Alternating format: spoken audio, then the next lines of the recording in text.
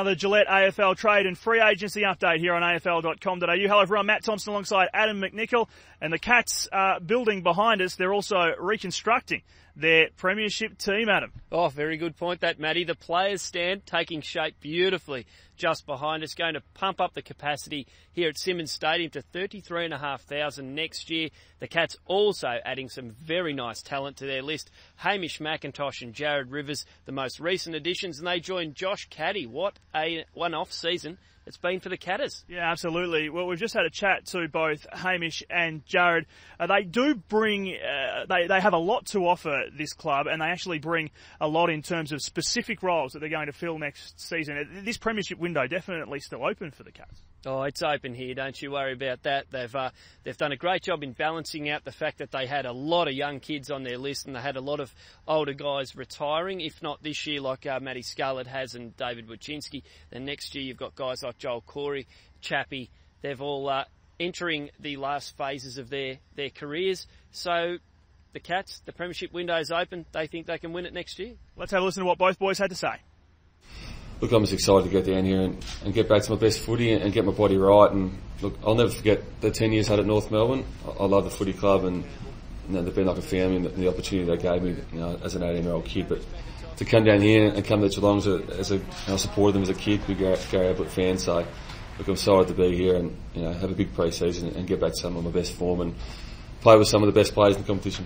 Yeah, I've already been born not to call Chris Brad and Brad Chris, so it's look, it's a different feeling, obviously, to come down from twin to twin, but look, no, it's exciting, and we've had a couple of meetings with Chris, and look, he seems very similar to Brad, obviously, so just looking forward to playing under him and getting to know him a bit better and learning his role and learning the structures and looking performing and keeping him happy. To be compared to try and play a similar role to Scarlett, it's just ridiculous. I think he's probably going to go down one as the best fullbacks of all time, so I'm just really grateful for the opportunity that Geelong has given me, and to play a role wherever I can in the back line alongside Harry and Tommy and Corey and all those great players. Just really looking forward to the opportunity. You just can't wait to have some success, hopefully, because I still think Geelong have got a really good list and got a good core of older players, and the young guys coming through as they shown this year were outstanding. So I still think they've got a real crack at winning a premiership. So I think Hamish and myself are pretty excited by that factor. Hamish McIntosh and Jared Rivers there. So, Adam, just finally, this premiership window that we're talking about, it would be quite remarkable if the Cats can pull it off, but it looks like they've got a very solid plan in place to try and do it. Oh, don't worry about that. The Cats still absolutely believe their premiership window is open. It's wide open. I mean, they've still got Bartel, Selwood, Stevie J, Tom Hawkins, Gunford, Harry Taylor, Lonergan, some good key backs. They've still got a very good list, and they think they can stay at the top. Simple as that. Let's switch up to Collingwood now, and Clinton Young is the story there, an unrestricted free agent. He moves from Hawthorn to the Magpies. The Hawks are pretty disappointed about it. Alistair Clarkson says that they had a really good offer on the table for Clinton Young, but he is making the move to Magpie land. Your thoughts on this? Well, it is a big loss for Hawthorn. They do have a lot of depth at the moment, but I suppose all good sides clubs are going to chip away at their depth, and Collingwood lost some of their depth by losing Chris Dawes.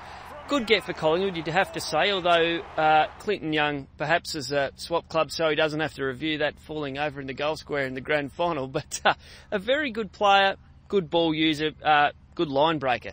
Should be good. Let's cross up to Collingwood now and have a listen to what they've had to say. Made the decision yesterday. It was a tough few weeks, but very relieved to make the decision, and I can't wait to start my career at Collingwood. There was a lot of things to consider. Certainly there wasn't one thing that made it easy, but just relieved that it's all over now and I can move forward. Premiership with the Hawks would have made things a little different? That would have been interesting, but that day was pretty disappointing to beat them last game at Hawthorn, but spent 8 years there, many friends, so it's very tough moving away from that, but for me going forward this is the best decision. I'm looking forward to playing for Collingwood. Okay, a couple more things to talk about with you. Let's begin with Kurt Tippett, Adam. We seem to be talking about him every day at the moment. The anger is building in Adelaide. They are increasingly unhappy about what's on the table. Yes, they're livid in Adelaide, very disappointed, although Adelaide people are often angry at all sorts of different things. So they're not happy, but they're just going to have to get over it. Hey, they're going to get a lot of room in the salary cap in years to come. Surely that can be distributed among some of the gun players they're going to have to keep. They do have a good side. Tippett really He only had a couple of good games. The thing is, if you say a player's only as good as their last game, he's a gun because he dominated the prelim. But look, they're not losing, not like Geelong losing Gary Ablett. And Kobe Stevens is the other one. He's indicated today that he wants to move from West Coast. It was kind of 3 Melbourne clubs in the race. He wants to come home to Victoria, but it sounds like he has chosen the Western Bulldogs as his preferred club. So now those 2 clubs, Western Bulldogs and West Coast, will work to get a deal done.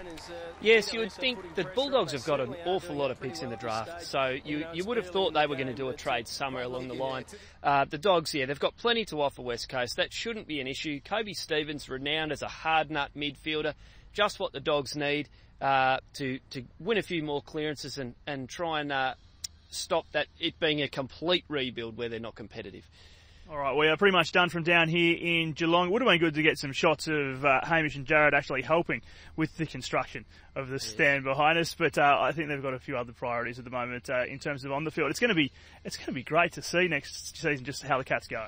Well, it will, and I'll tell you what, for Jared Rivers, he has barely slept a wink in years gone by when Melbourne has had to play down here. He did play in the 186-point thrashing that the Demons copped here, so for him to come to Geelong is a dead-set dream come true.